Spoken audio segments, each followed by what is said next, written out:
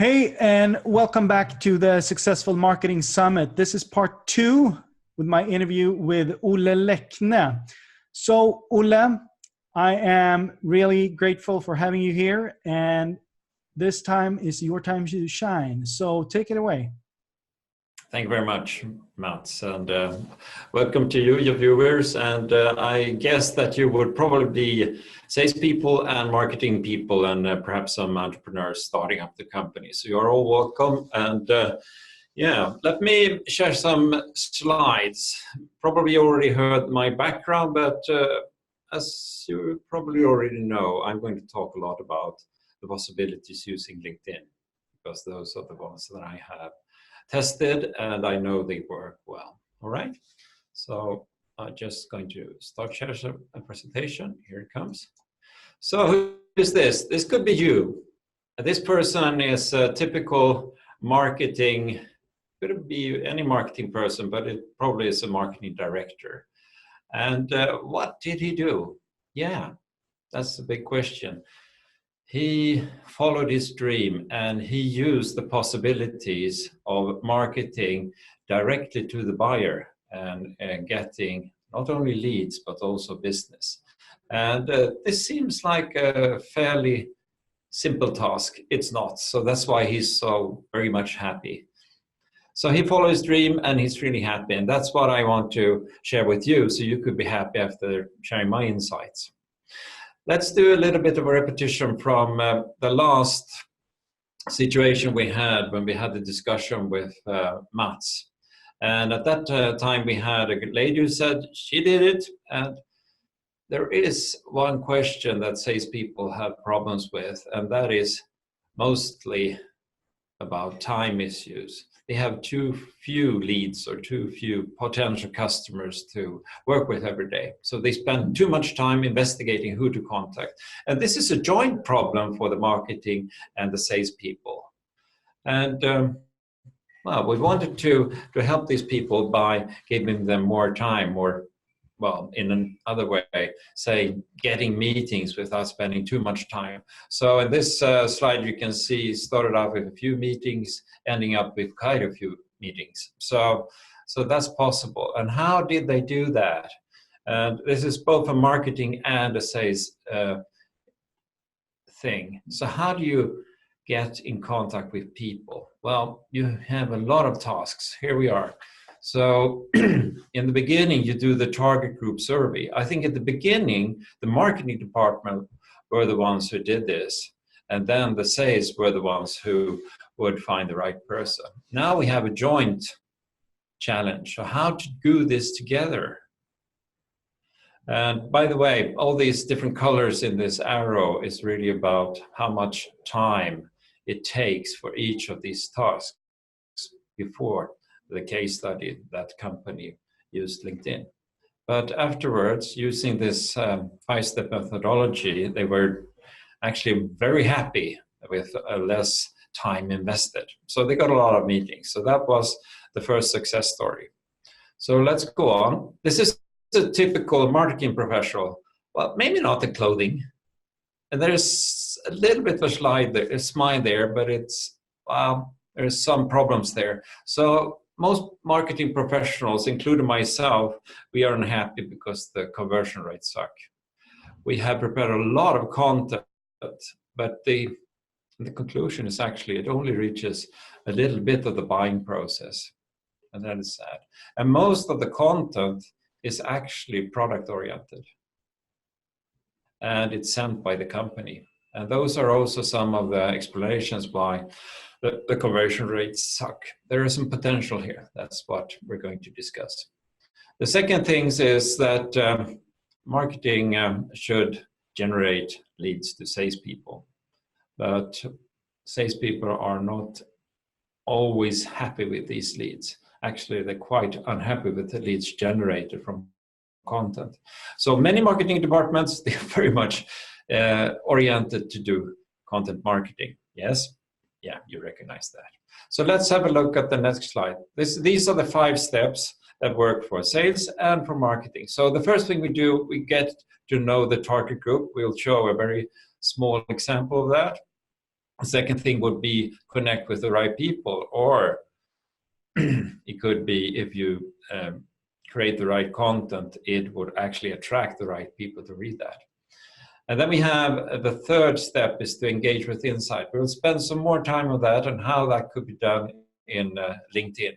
And then we have these buying signals who are generated from the engagement and especially from the insights that the readers actually will get from the content. And the fifth and really nice step is help the customer buy. So let's look at how to get to know the target group.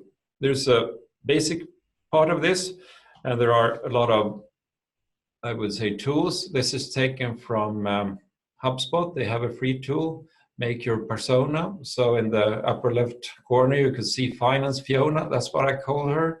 And I have some information about my target group, or this typical market group. And then I was target group, I mean, of course. And in the lower right corner, one of the most important things is to find out what is her daily challenge. What does she think about? What does she worry about? And what are her goals? And what could be the obstacles? And how can we help her with that? So that's what I'm going to do right now. Okay? So the second thing, if we use LinkedIn, there are a number of tools. So I'm taking you into the Sales Navigator, which is one of the premium features. So in this, you can actually filter your search. So if you've done your target group work well, it will be quite easy to fill in all these filters. So you see, you can use keywords, and you can use your geography, that's normal, and you usually use industry. But you can also use relationship, and that will be first level or second level or third level in LinkedIn connection. And then you can have language, seniority level, title, function, and so on. And company headcount is quite important if you're doing your target on the means of how large is that company. So that is what you can do to get to know your target group. And when you press on search, you will get quite a few responses normally. And then the second question would be, how would you connect with the right people then? Yeah, how do you do that normally? Do you call? Do you send an advertisement? What do you do? Do you use Google AdWords? Maybe you do. But you don't really connect with them. You actually show some kind of text and they would click on that. So it's not really connected. It's actually showing something and they would act on that. So that's a little bit different. So I would just show one very powerful way of doing this. Unfortunately, this is in Swedish, but I will translate it for you. So I'm using InMail, and for a marketing department, this is quite good because InMail could be purchased. So it's not dependent on the size of your network. You can actually send it to your specific target group. And then the question is, what should you write in such a InMail? Of course, you can send a connection request, but the benefit of the InMail is really that you can direct it to all CEOs in Sweden in a specific industry. So what I did here is I actually acted on a trigger. And the trigger was that this lady was new on her job.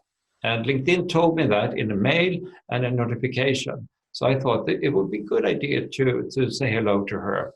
And I know some of her colleagues. So I said, if this, I would say the title could be very much specified to your target group. But in this case, it says turning your network into business. And that would be quite general, but also interesting for most people. So hello, congratulations to the new job. I'm looking forward to see you in your new company. And I have prepared some information that could be interesting for you to use when you're in your new role. And then you can attach some kind of information. But in this case, I'm just wanting to connect with her. And I'm saying bye for now. So I would say some of the things that people do that don't work very well, they have very long and they have very specific offers in this first stage. What I'm doing is more like a business friendship first message. And if I wish, I could actually attach some kind of link or something, a giveaway that will be really useful for her in her new stage, in her new role. And then I would have something, in my case, you actually get a lot of contacts if you connect with me. Okay, so that would be connect with the right people. That's a very, very short.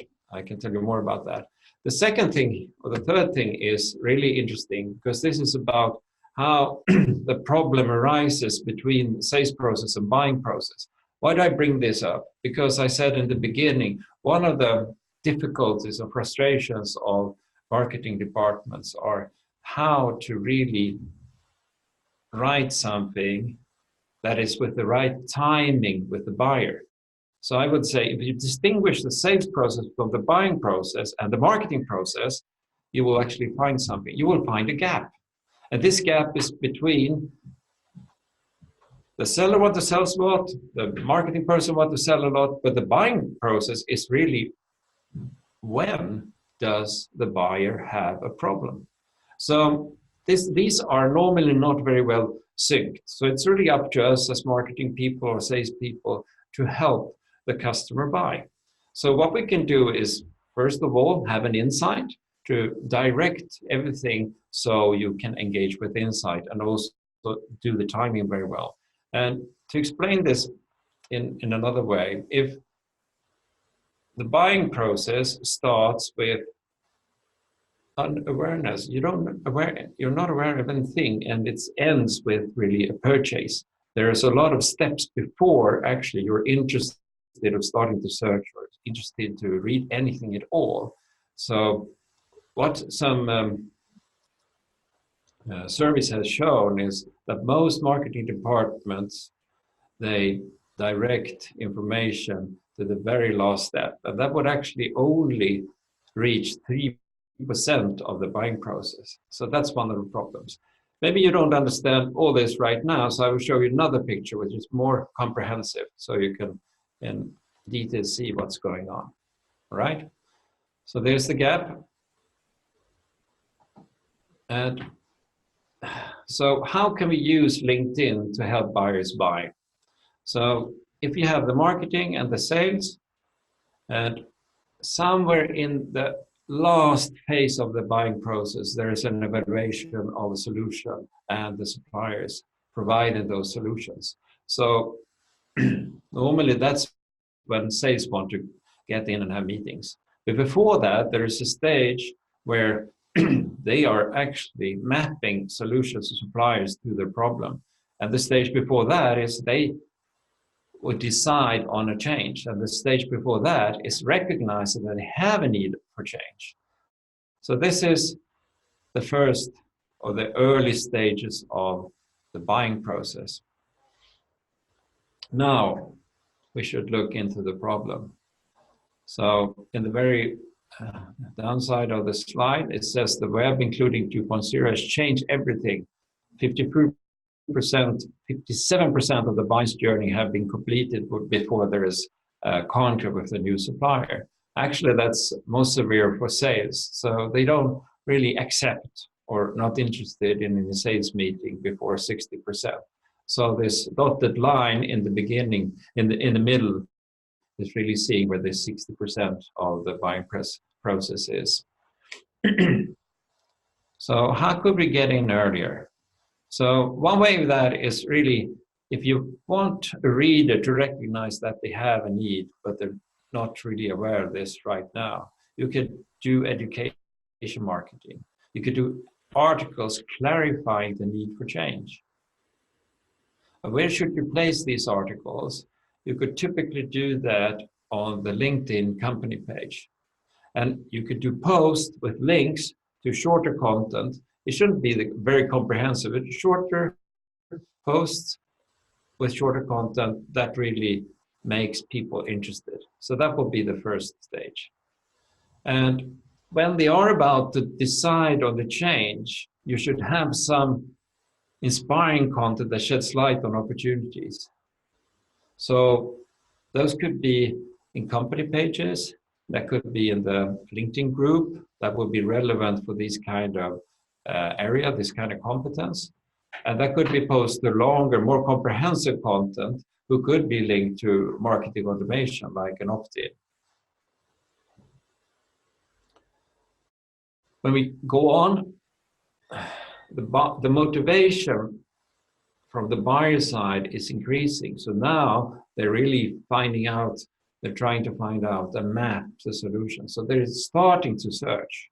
So now your SEO would work, your search engine optimization of content. But if you place this content on LinkedIn, you would actually have people being there most of the time. And they, if they had actually been your follower or be a follower to your company page, they will actually see this content.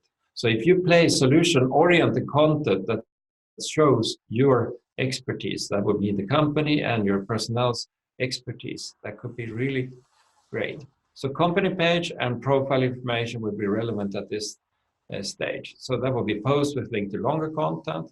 And the specific advice here is really to link to your, or mention your company's experts. So the experts would actually have more trust than the company. It's some surveys have shown that if an expert is sending a post, he gets double the clicks of a company sends a post.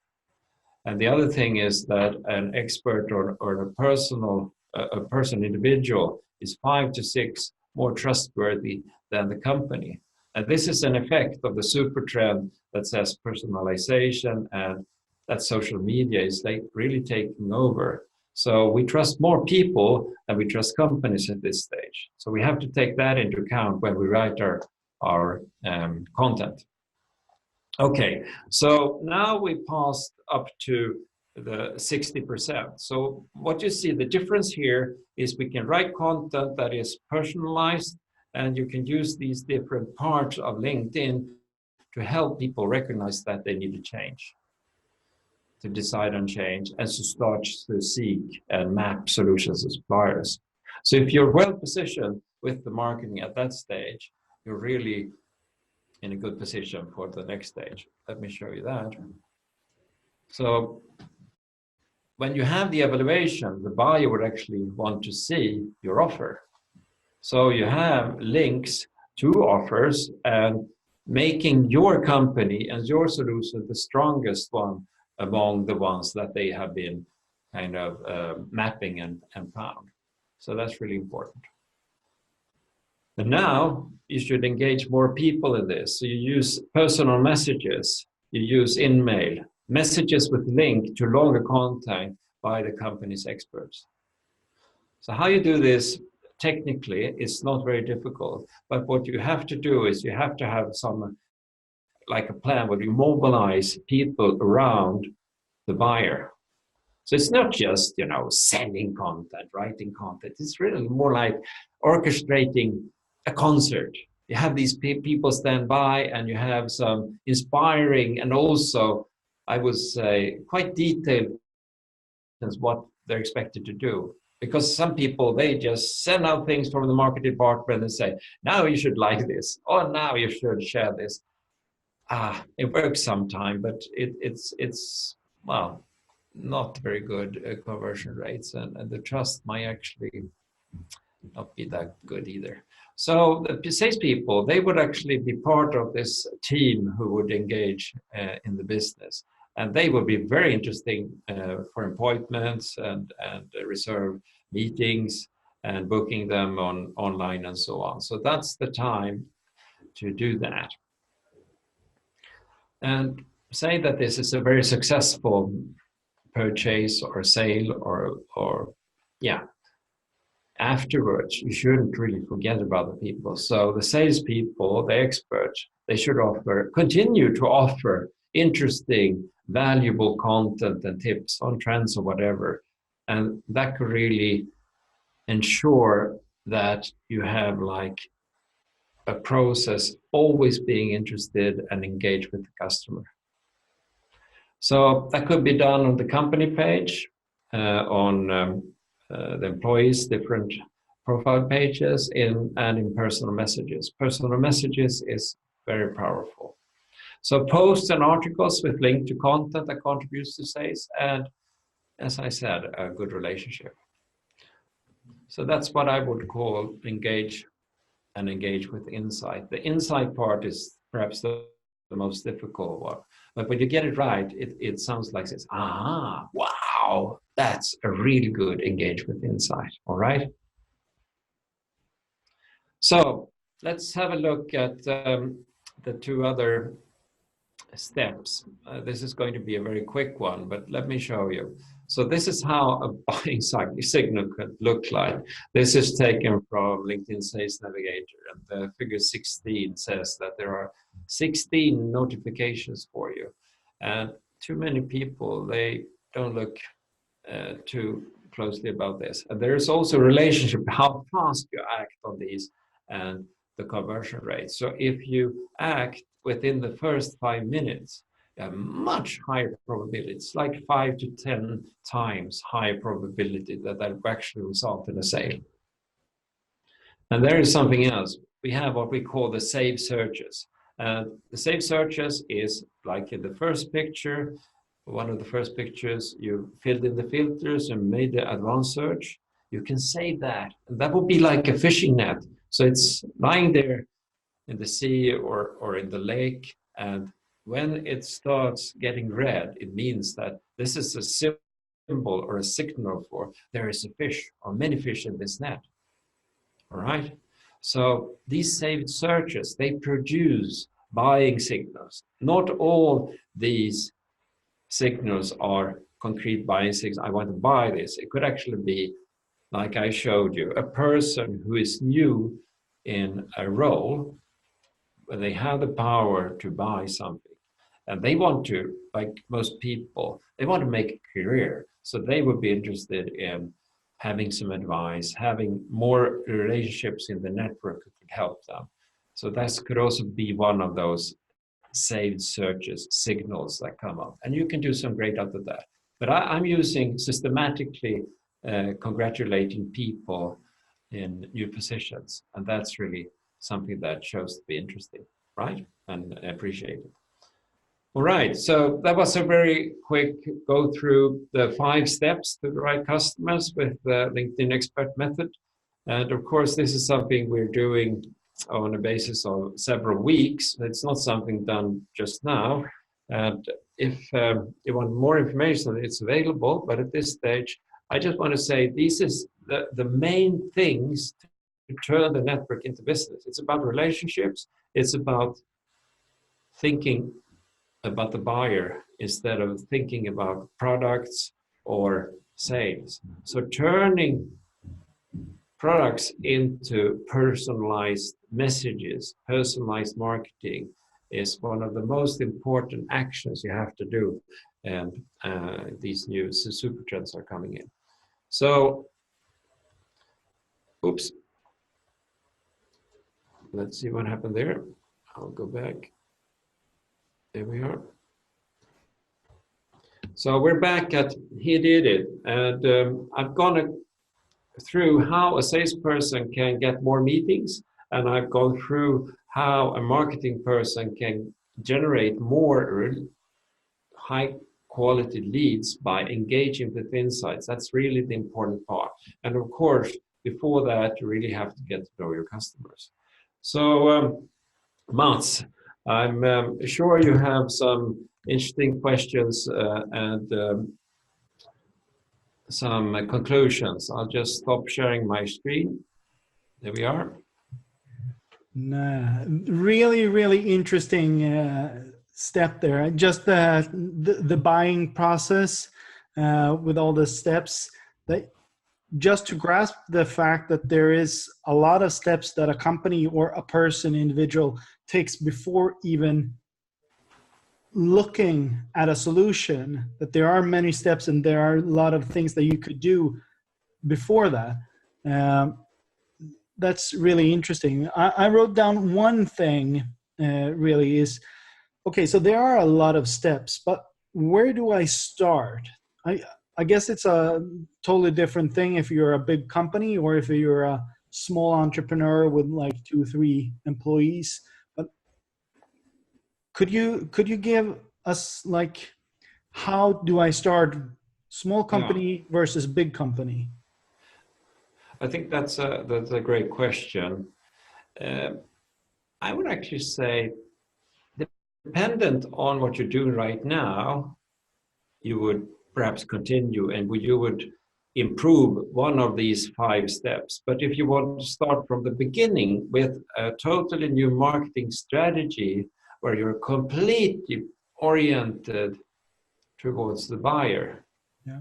you would actually start in getting to know your target group. So you would start from left to right, from 1 to 5. Yeah. And you would actually engage more people. So the difference between a small company, you could do everything yourself. Well, you have to do some marketing service. You have to talk with some customers to understand, of course. But in a big company, you might only do it like in your pipes.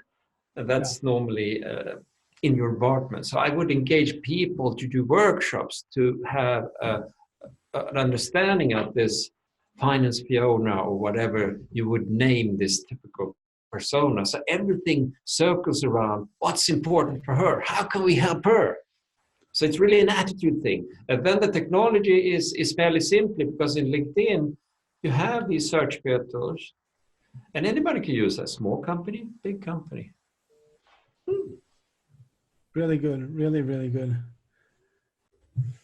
Okay, so Olle, this persona that you showed Yes, in the beginning of the presentation, yes, I found it really, really good with all the questions and stuff like that. You said it was something on HubSpot. Could you yes. show us where I could find this one? Yes, let me start to just show the one I had. So this would be when it's more or less finished. All Yeah, right. exactly. So this is it. So I would say those different boxes really would contain the very important information to engage with your target group. Yeah, And as I said, the challenge is very important. So this is a format which is something you can create by yourself. So you can use this, but better than that, I can just show you if you link to make your persona, it would look like this. So the link up here is www.hubspot.com, make my persona. So then you could pick your avatar and it would have marketing.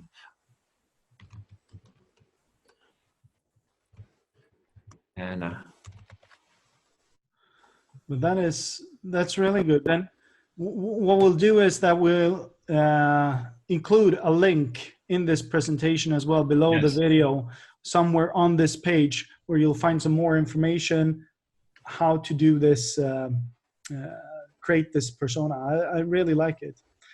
great. So Olle, thank you Yeah. so much for being part of this summit and for being willing to share your insights and knowledge about LinkedIn. Mm. I know I learned lots because I've taken lots of notes, and I'm really Happy. sure that the audience got some really good nuggets as well. So Yeah. thank you very much for being part of the Successful Marketing Summit, and I wish you the best. Thank you very much, and I'm willing to continue to share. So if you find my personal meeting page, you can just click like discuss, so we can discuss further. So thank you very much for arranging this, Mats, and bye for now. Bye. Thank you.